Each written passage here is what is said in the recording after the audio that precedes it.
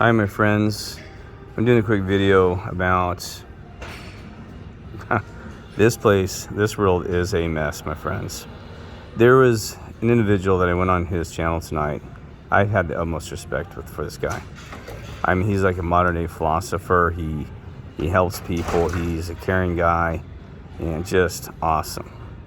And I don't want to insult him because I want him to keep doing that because maybe he's helping people in some certain way.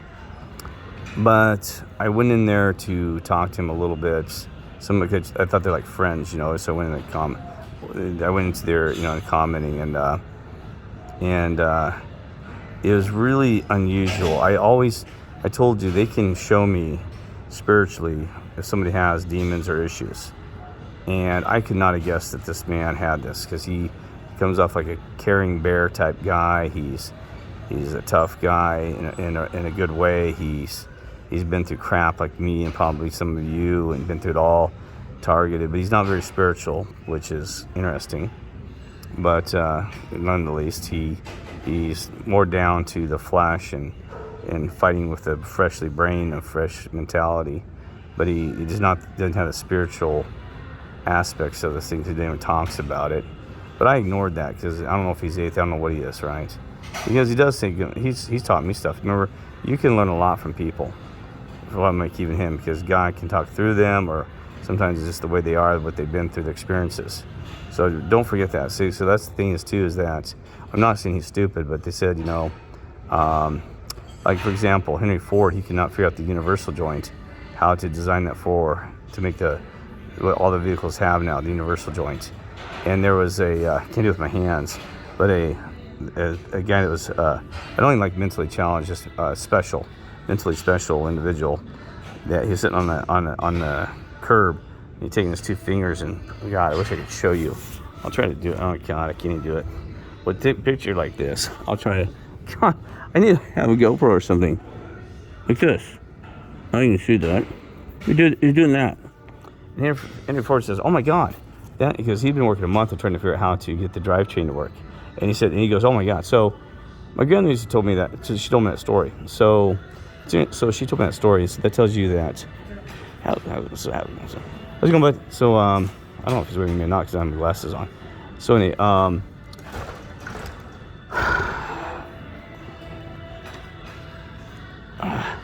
anyway, I can't even see who's saying who what. Now I get my glasses on. Wait. So he did this, and and so there's a lot of things about, you can learn, they said you can learn a lot from a dummy, even the crash dummies. You can learn a lot from a dummy. It's true. Not insulting way, but you can learn a lot from people that just aren't intelligent in a certain area, right? Or just they have their own, whatever. You know what I'm getting at, right?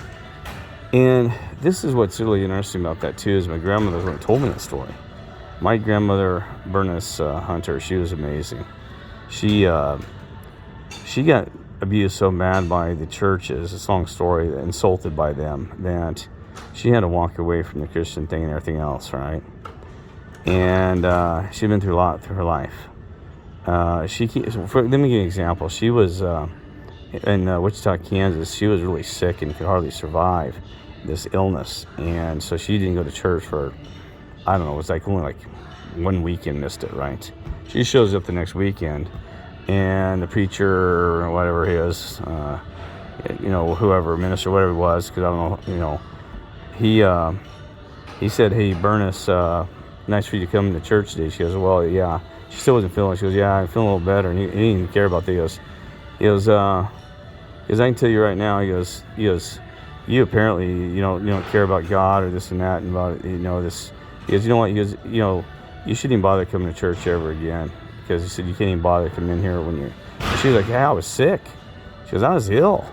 She goes, I couldn't make it. And, she goes, "I was sick and ill, and I couldn't even get out of bed to come here." And he goes, "Well, that's just an excuse." So that's when she said, I had enough. And she said that she got treated worse by her at work. She used to work as hand pressing laundry, because, she worked hard for a living.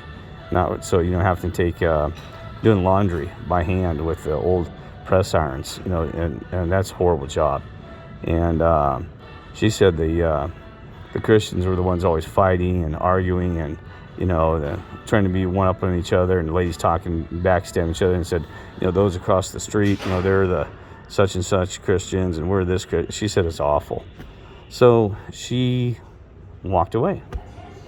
And she was she was very spiritual, and, probably considered agnostic. And, but here's the story. She was really into science, and that's what blew my mind. She's the one that, my God, she got these special magazines, I can't remember what they call them back in the day, that I couldn't understand the words. Like, even today I'd be like struggling to understand, geophysical, magnetical, chronographic spectrums coming off of these solar arrays. These articles are like written like Stephen Hawking's level, and she'd understand it. I'm sitting there going, I'm like getting up to one in 6th grade. I'm like, so she'd show them all these beautiful photos of nebulas that they had in this little magazine. I can't remember what it was. It was Planetarium, but I can't remember Planetarium. It was a magazine or something. And I'm like, my God. Even my brother said, well, I enjoy looking at sitting down with grandma. Even when Todd was my brother, he was older. He was older than me, and he got through high school and he's smart. I thought he was smart. He goes, and even when he got into college, he goes, I don't understand how grandma can understand what the heck they're talking about. Seriously. So here's where I'm heading with that point, is that she was the science inspiration to me always wanting to be more software field, being technical. She always used to say, she says, Kirk, my grandson, you're my budding young scientist. And she was my support. She always encouraged me because I love science. I went to science fairs. I won a state championship awards in Colorado, and I got to go to. It was awesome. That was great moments. I got to show the world some secrets I learned. I did some heavy duty stuff. I even worked at the Colorado Bureau of Investigation, the CBI labs, and using their high-powered micron telescopes and stuff, microscopes. It was cool, man. It was like cloak and dagger. I used to get to go in this little elevator that had one button that went up, and they had monitors the entire time. And I used to ride the thing up and go, man, this is cool, man. This is cloak and dagger stuff. How many kids get to go do this? So I had a very blessed childhood, and I'm sure that God and our Creator made sure all of those things are in place. I keep forgetting that. You would not believe, even from the day I was born, that it was amazing the stuff that I got to see. How many kids had got to go to the CBI labs? And I saw some nasty crap in there too. They had a guy in there that I didn't get to see because they didn't want to show it to me, where they're trying to match an axe to his head to make sure it fit. And I'm like, I don't want to see that one. And they said, you wouldn't believe the crap we have to do with in there. And there's even a sad story about this. There's a guy named Gary that was older, that he had a daughter that's just a great people. He ends up getting arrested, about 12 years later, after I used to work with this guy, it was being nice to me to go in the lab.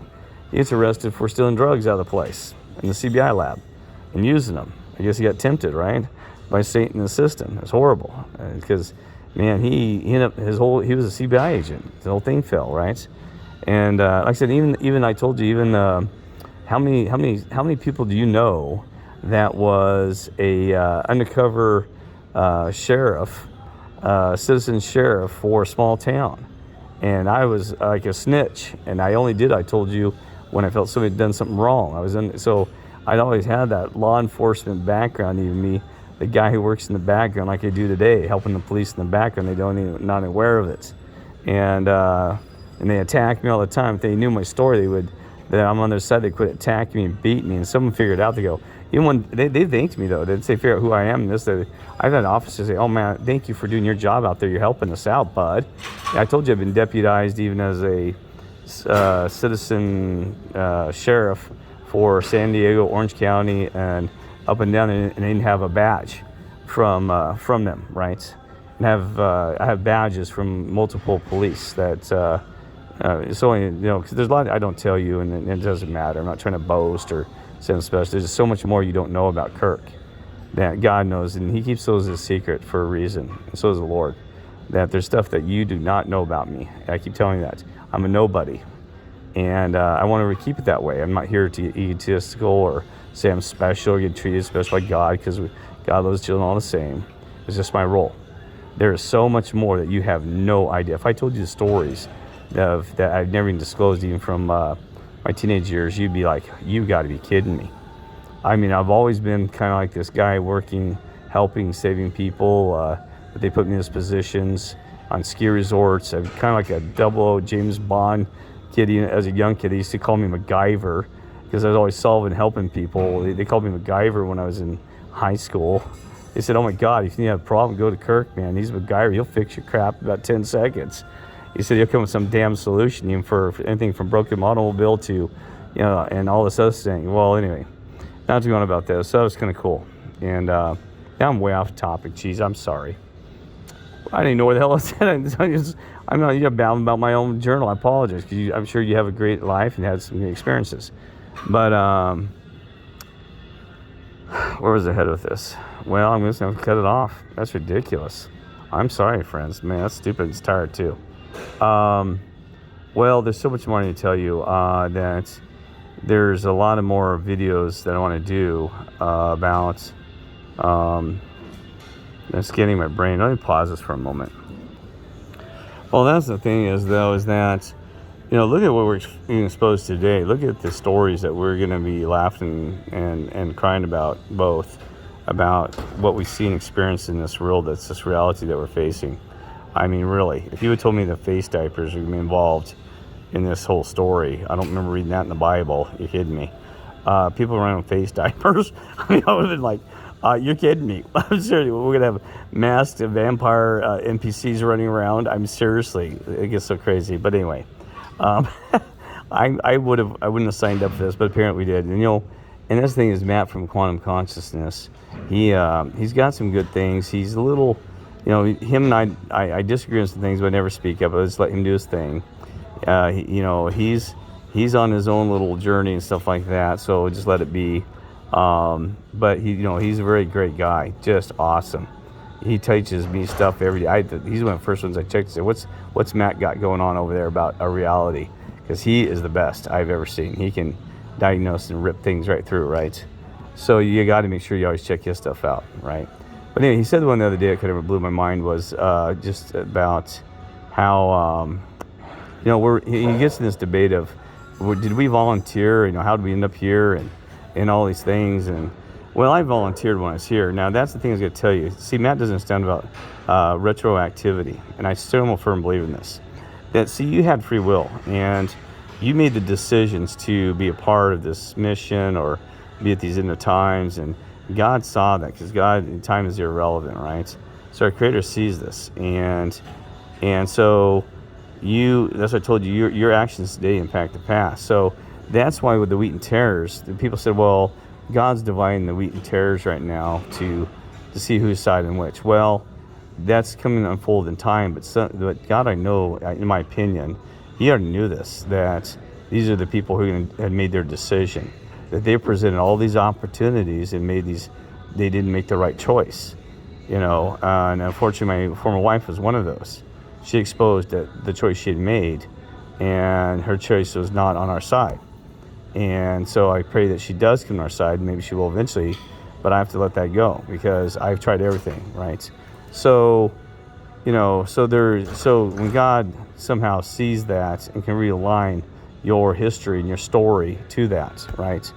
My book, I mean, seriously, if you read my book, if it's in heaven, instead of your book of life, you got to be kidding me. It is amazing. I mean, I can't even tell you. I mean, I used to tell people the stories just one weekend. They said that kid, and then even people today. It's even that's the thing is, like, going back to this individual that and I'm going to cut this off because I'm just rambling about tonight. He doesn't understand why I'm being targeted. He thinks I'm not causing problems, maybe, or he keeps asking questions. He doesn't understand it's the spiritual targeting that we get targeted, and he's like, asking about why did this happen at YMCA and why did this happen with in a parking lots and why I'm being attacked, because that's what's going to happen when you're trying to be, being sharpened with iron and turning coal into diamond, being pressed by our society, right, and by the spiritual world, right? So he doesn't understand that. So He needs to wake up to the 99% rule of the spiritual, but I'm going to let him do that on his own and just kind of, I'm moving away from his channel, not even going in there and commenting anymore. Right? I never see anything spiritual on it, right? But so it's his area that he needs to wake up to the spiritual. Man. So that's enough of that. I'm going to shut this off and God bless and love you all.